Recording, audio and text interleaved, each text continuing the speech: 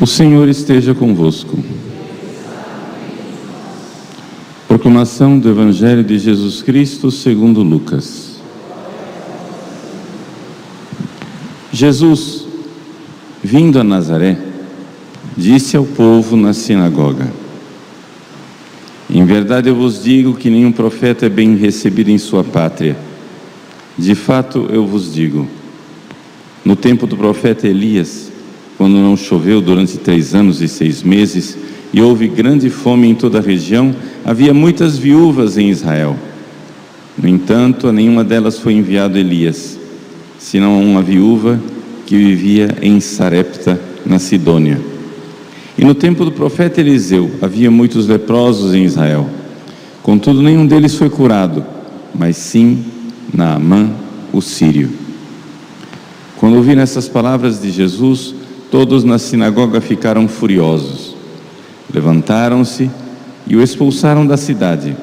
Levaram-no até o alto do monte sobre o qual a cidade estava construída, com a intenção de lançá-lo no precipício. Jesus, porém, passando no meio deles, continuou o seu caminho. Palavra da salvação.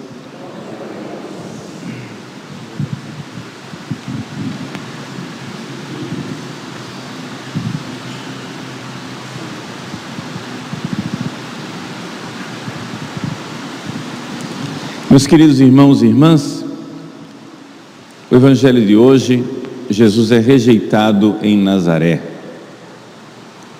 E recorda o episódio que nós ouvimos, a longa narrativa da primeira leitura, a cura de Naamã, o sírio.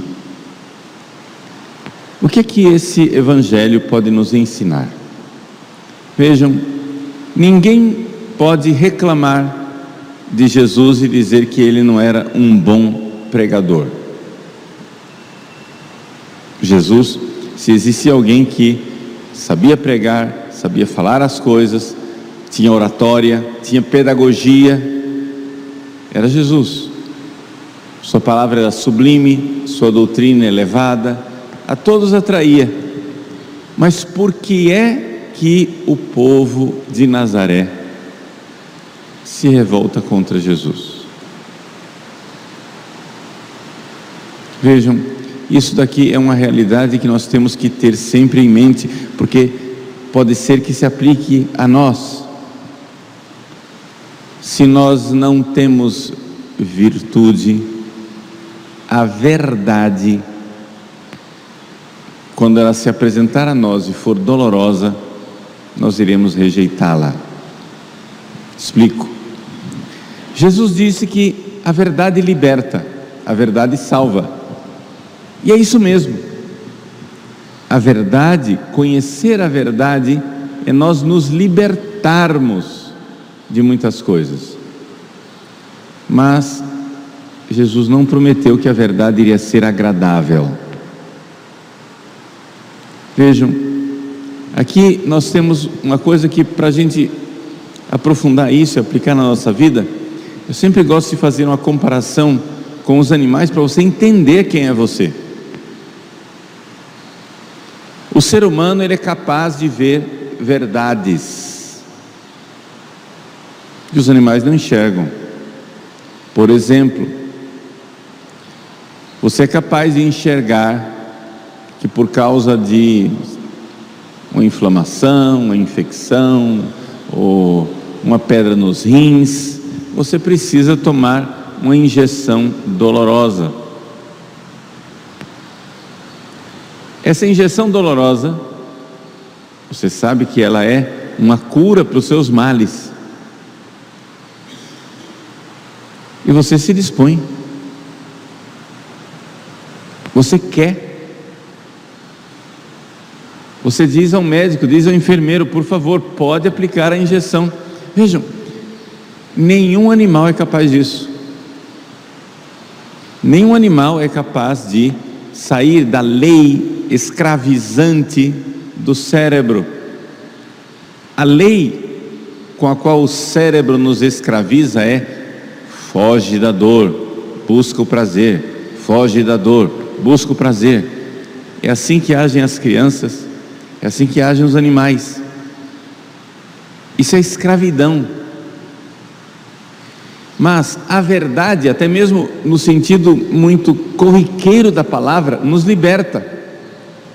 Porque uma vez que a minha inteligência, coisa que os animais não têm, uma vez que a minha inteligência vê uma verdade, mesmo que seja dolorosa,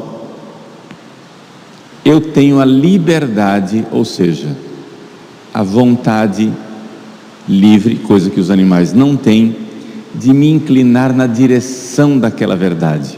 Então, a injeção dói, mas a minha vontade diz, porque a inteligência iluminou e disse, isso é bom, a vontade diz, aceita. Ou então, você tem um prazer, sei lá, uma tentação sexual, o seu cérebro diz, busca o prazer, mas a sua inteligência diz, eu não vou trair a minha família, e você inclina a sua vontade contra o prazer, na outra direção. O animal, ele fatalmente, o animal, ele necessariamente, o animal de forma escravizante, foge da dor e busca o prazer. Você dá uma chicotada, ele corre.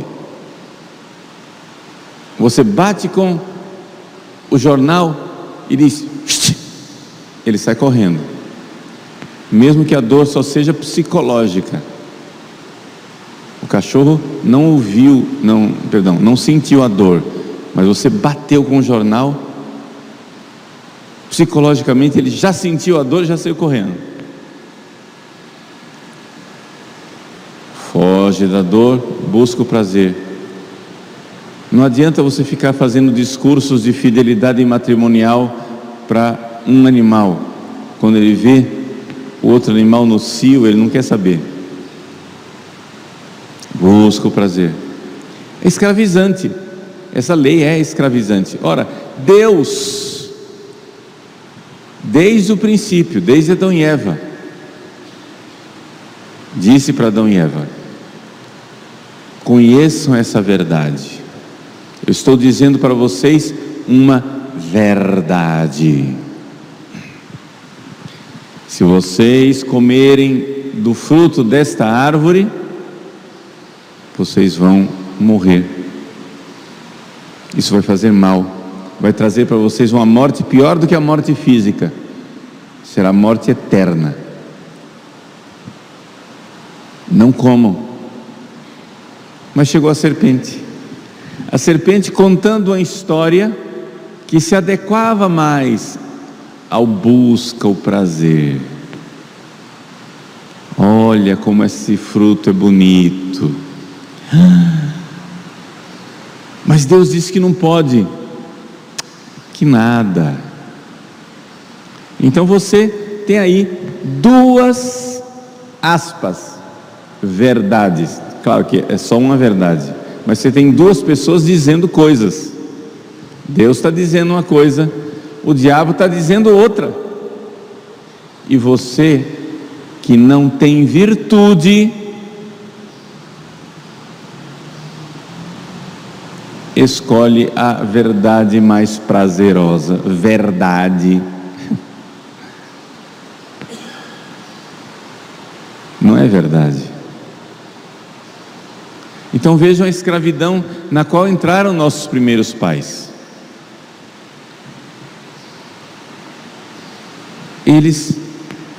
É impressionante a gente notar que Adão e Eva não tinham pecado ainda eram imaculados,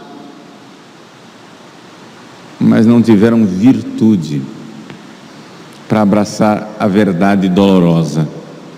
A verdade dolorosa de que se eu comer isso vai me fazer mal, mas eu quero comer, mas não pode, mas eu quero, mas não pode.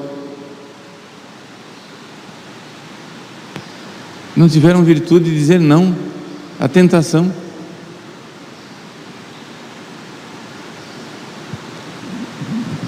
É aí que nós vemos o Evangelho de hoje. Os habitantes de Nazaré cresceram com Jesus. É muito humilhante para eles que eles tenham passado 30 anos do lado do Messias, de Deus encarnado, do Filho do Eterno, e não tenham notado. É humilhante para eles que agora toda a Galileia se move para ver Jesus, para ver os milagres que Ele opera, para ouvir a doutrina que Ele ensina. É humilhante para eles que eles estejam recebendo de lá de fora, de estrangeiros, entre aspas, a notícia de que o seu compatriota, o seu conterrâneo, aquele menino que brincou nas ruas de Nazaré, é o Messias. Mas como assim o Messias? Ele estava na nossa sinagoga todo sábado. Como assim o Messias? Ele brincava com meu filho na rua. Como assim o Messias? Ele fez para mim uma porta, ele fez uma mesa, ele fez umas cadeiras. Como assim o Messias? Os habitantes de Nazaré encontraram a verdade, mas aquela verdade lhes provocava uma dor psicológica, chamada orgulho ferido. Não pode ser. Não pode ser que todo mundo esteja enxergando a verdade e nós tínhamos a verdade aqui debaixo do nosso nariz por 30 anos e desprezamos a verdade. Os habitantes de Nazaré tinham uma escolha: abraçar a verdade junto com a dor de que ela estava lá, mas eles não tinham percebido, ou salvar a sua imagem, salvar a sua fama de inteligentes, perspicazes, astutos, e condenar Jesus, condenar a verdade e rejeitá-la.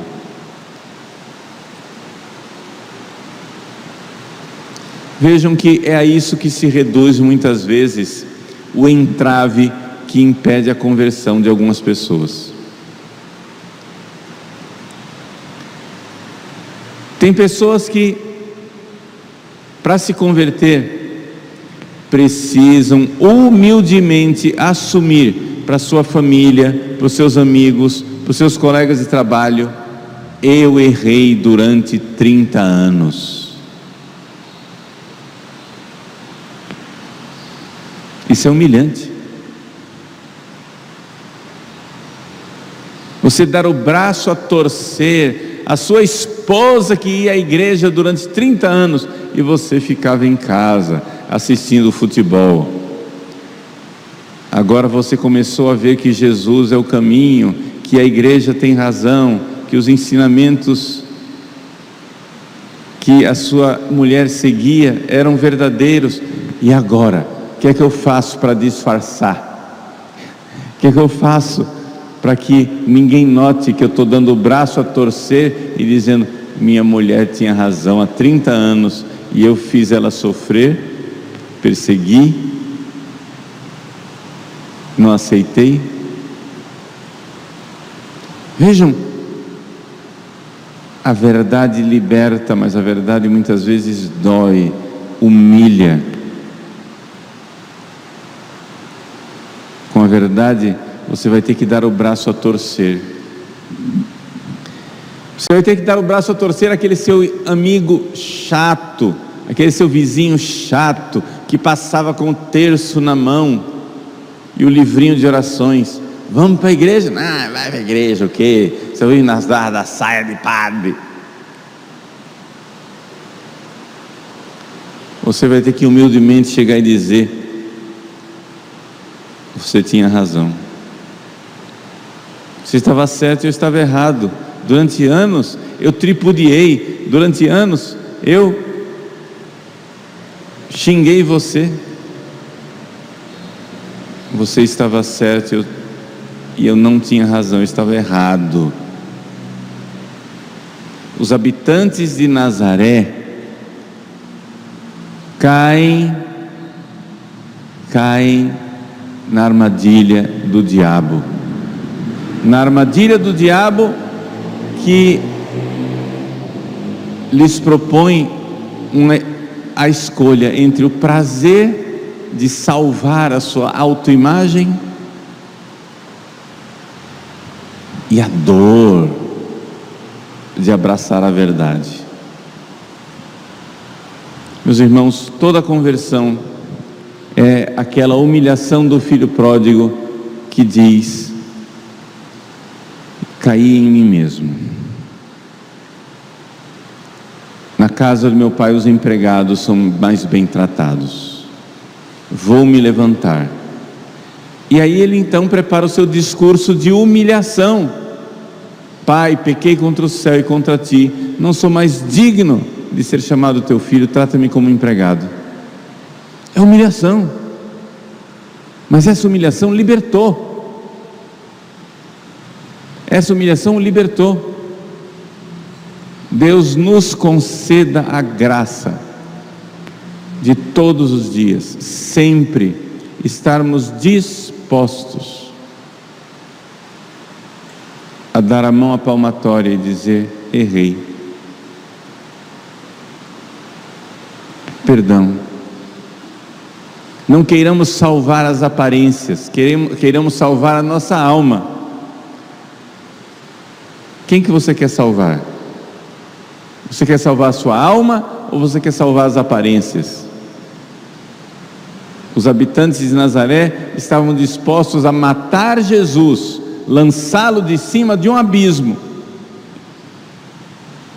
para salvar as aparências e dizer: ele é o impostor, nós é que estávamos certos.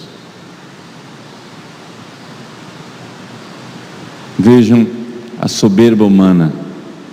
A soberba é assassina.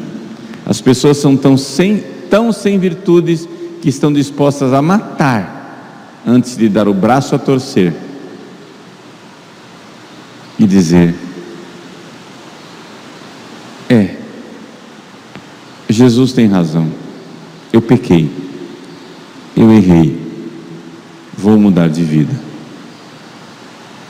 Peçamos a Ele essa graça de todos os dias de nossa vida termos essa capacidade, a graça que sustenta a virtude de todos os dias nos arrepender de nossos pecados e dizer: sim, dolorosa que seja, a verdade liberta, a verdade nos salva.